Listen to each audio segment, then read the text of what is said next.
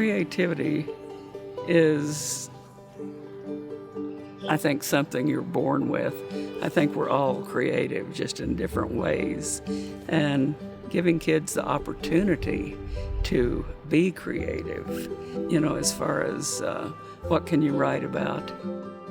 Sometimes you have to follow formats, that we give kids to help them get started writing. But it's like etiquette. Once you know what to do, then you can throw away the rules and do your own thing, because you're going to be incorporating that with what you do. To me, a lot of teaching is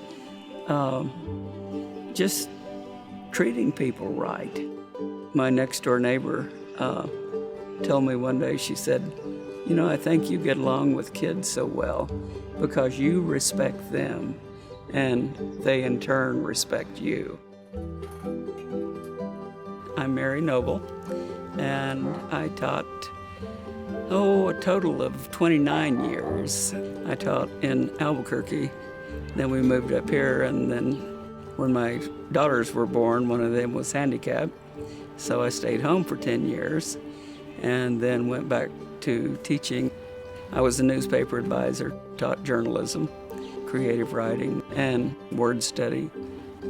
My main motivation for going into teaching was that at the time I was divorced and I had a son, so my hours to correspond with his when he started school was the main thing. But I've always enjoyed working with people.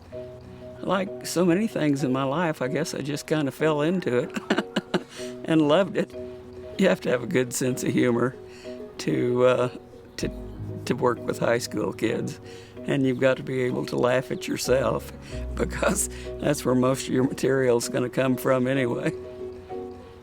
I didn't necessarily set out, to be a friend, but through just our interaction, we became friends.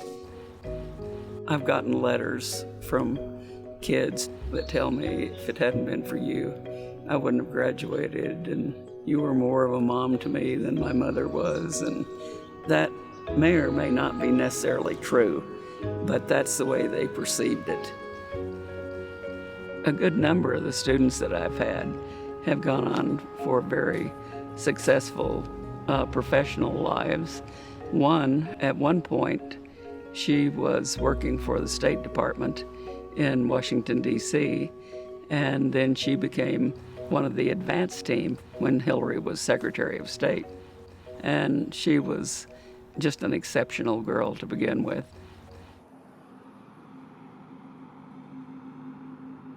I think the public perception of teachers and teaching has changed tremendously.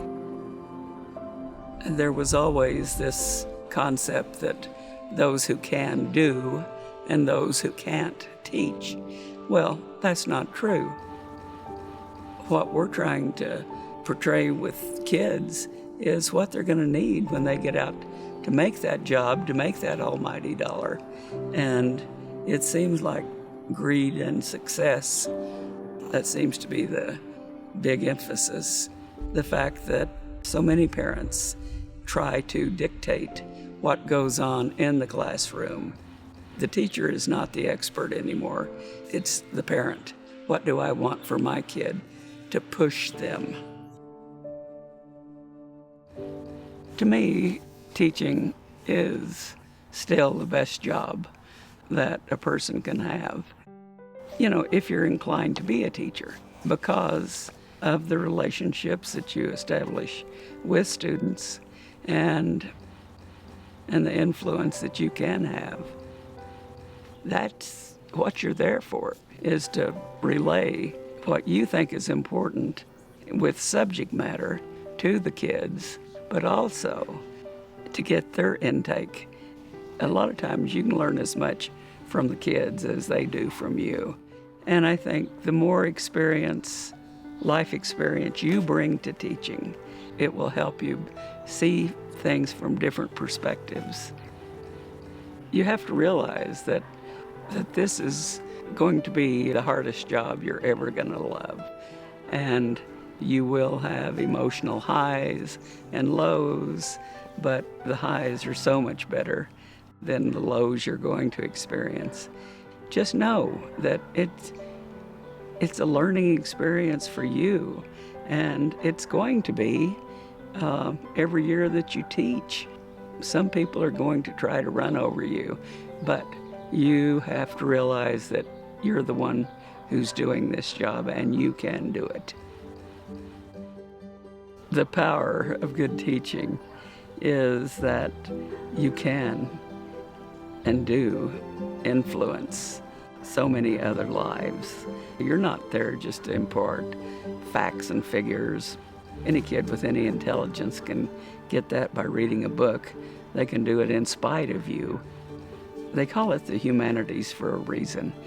The whole thing is to foster relations with people and to teach a lot of people how to get along with other people. So it's just the greatest profession as far as I'm concerned.